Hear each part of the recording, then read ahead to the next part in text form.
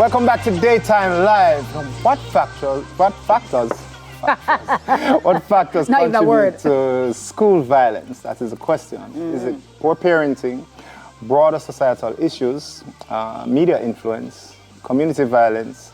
Regardless of what the answer is, we all have to acknowledge that there are a ton of factors that influence our children in this day and age. So maybe it's time to examine them, especially given the recent largely documented inter-school fights and even school closures. But where do we go from here? What's behind the recent spike in violence? Like, is it a recent development or has it always been prevalent? That's an interesting question. I would say that it has always been prevalent. I'm glad you said so. Prevalent. We never used to see it as much because of social media. I think that the one-on-one fights are a little bit more now. I think it's getting a little bit more violent. Because you have the introduction of weapons and stuff like that, even though them things they used to go on back in the day, back in my day for sure, in high school as well. And I remember inter-school things used to go on. I remember school against school, plan for war, half. I remember that. Plan for war, half a tree, and then something like that. I remember that. Yeah, I remember those things. So it's not like say is anything new, you know. However, now that the general public is aware of it, the question is, what do we do? How do we prevent it? How do we protect our children that might not be involved? Because I mean, you know, call a spade, some of we picnic bad too, you know, and some of them are the ringleader them, you know. So, you know, how do we address that and see if we can fix that, or how do we protect the ones that are not directly involved? Well, you know, you make some good points. I remember when I was going to school, like, we have an aggressive streak. I don't think it's a new thing, because we said, has it always been that way, or is it a new, you know, turn of events? I don't think it's a new turn of events. I remember when I was at school, we used to play B-word. Yo, when I say some people, it's like, say, you can see say something happen at home, and them store up the little rage for and them like, B-word, it's serious.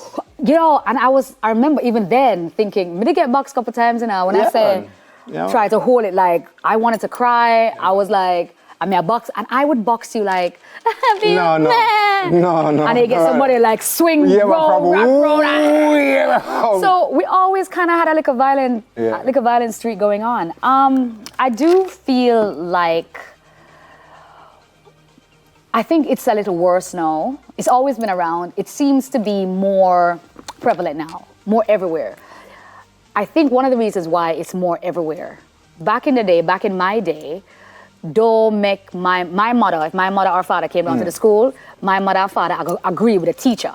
So no matter what happened, no, me come out of school. And nowadays, parents are coming down to the school to cuss off the teacher because the teacher disciplined your child. Yeah. You know what I mean? True. So I feel like, no, I don't think the teachers have anywhere to go. Like, what you gonna do, miss? Stop it, behave yourself. And what you gonna do? If me I gonna fight you, and what you gonna do? You understand? Yeah. And the teachers that get licked too. It's not. No, but it's for real though, because and I mean, back in the day too, you had a lot more, you know, serious teachers, a lot more fearless teachers. You know, and don't get me wrong, it's not the teacher's job. And older teachers. It's not, you know, but it's not the teacher's job to be standing up and disciplining the children like that. However, you used to have teachers that weren't afraid, and you know, even if your father come, like, me not really business, you know, for do that. I'm going to tell your father, say, you never did for do that. And if your father were war, then me and your father were war too. You know, you used to have teachers like that back in the day. Nowadays, you don't really have that. And I'm not saying that, I agree with you.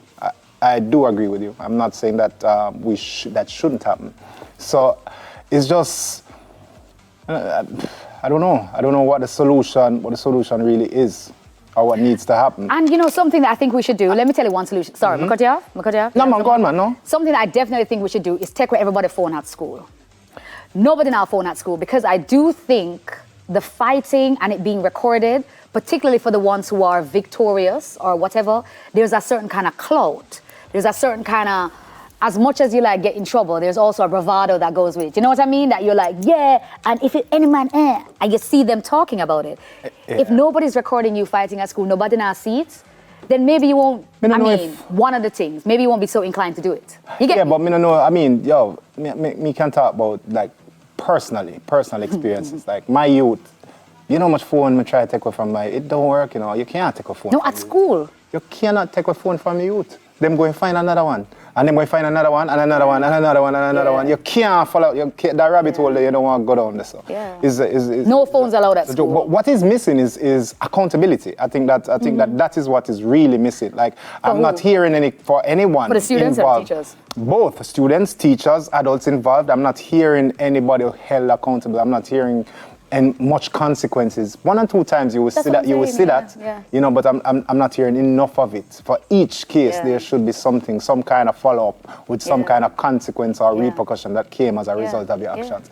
Like you know, these things should happen. Like you used to get beaten. Yeah, something you start. You used to you stand up in front of everybody in the whole school. You know what? And you put your hand out so you shame. Something you and you don't want to cry and you're not so inclined to come fight again tomorrow. Something you start. We ban corporal punishment now. I mean, you know, not saying that I'm proud of it, but like, you know, the people at my youth, them school know say, or sometimes I would just pop up.